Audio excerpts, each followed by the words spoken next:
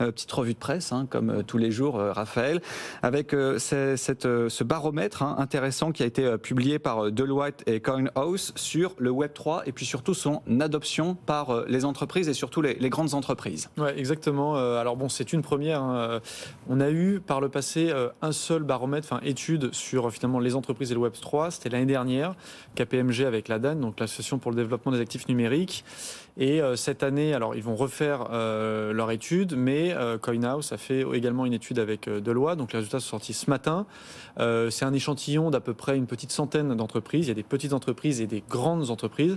Et ce qui est intéressant, c'est que évidemment les entreprises crypto, j'allais dire plébiscitent plutôt, que ce soit pour les paiements, pour l'investissement, les crypto-monnaies et également tout ce qui est NFT, métavers. Là où c'est intéressant, c'est aussi de voir qu'ils ont sondé des entreprises qui ne sont pas dans cet univers. Et là, pour le coup, les résultats sont assez surprenants parce que même si l'échantillon est petit, mine de rien, la tendance est assez impressionnante. Pour vous donner une idée, il y a donc 40% des entreprises interrogées, donc ce qui fait à peu près 60 entreprises traditionnelles qui voudraient investir ou ont déjà investi dans les crypto-monnaies. Sur les NFT, on est à 35% d'entreprises qui ont déjà travaillé sur des projets de NFT. Sur le métavers, pareil, on sent qu'il y a un appétit. Il y a peut-être un point sur lequel on les sent beaucoup plus frileuses, c'est finalement tout ce qui est usage au quotidien, donc paiement, que ce soit pour finalement du local ou même les paiements transfrontaliers. Là, c'est moins utilisé. Mais donc voilà, c'est intéressant.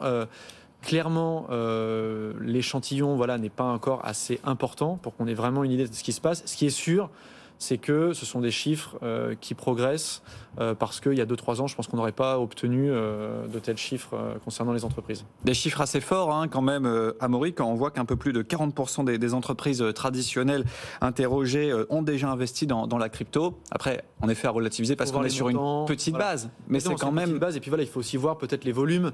Est-ce qu'on est sur quelques milliers d'euros ou des millions? Ça, on ne le sait pas. Mais surtout qu'il y a deux choses différentes, si je comprends bien. Il y a à la fois les entreprises qui investissent une partie de leur trésorerie, comme ont pu le faire Tesla ou MicroStrategy, et à la fois il y a effectivement l'usage.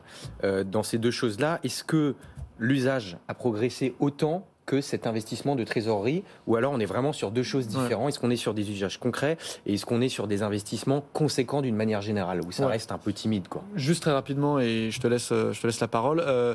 Clairement, ce qu'on observe, en tout cas sur la base de ces chiffres, c'est qu'il y a un décalage assez important entre finalement l'usage donc des crypto-monnaies et effectivement ce qu'elles représentent. Alors est-ce que le contexte joue? Ça c'est aussi peut-être une question, mais effectivement c'est davantage de l'investissement donc, pour de la trésorerie ou pour tout bêtement se dire on va commencer un peu à tester, voir ce que ça donne en termes de rendement, des choses comme ça si ce sont des entreprises financières. Donc voilà, mais il y a clairement un écart entre effectivement l'usage et la dimension investissement des cryptos.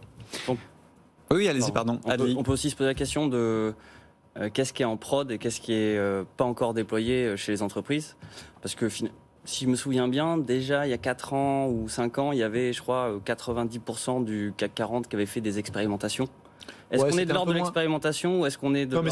Effectivement, il y avait déjà des chiffres... les chiffres étaient déjà assez forts en termes d'expérimentation. Alors, est-ce qu'on est sur l'usage ou... C'est vrai. Après, je me souviens de cette époque, il y avait aussi un peu de ce qu'on appelle du wishful thinking. On aimait bien tous se dire, toutes les entreprises du CAC 40 travaillent, alors qu'en réalité, il y a peut-être une ou deux personnes qui poussaient en interne.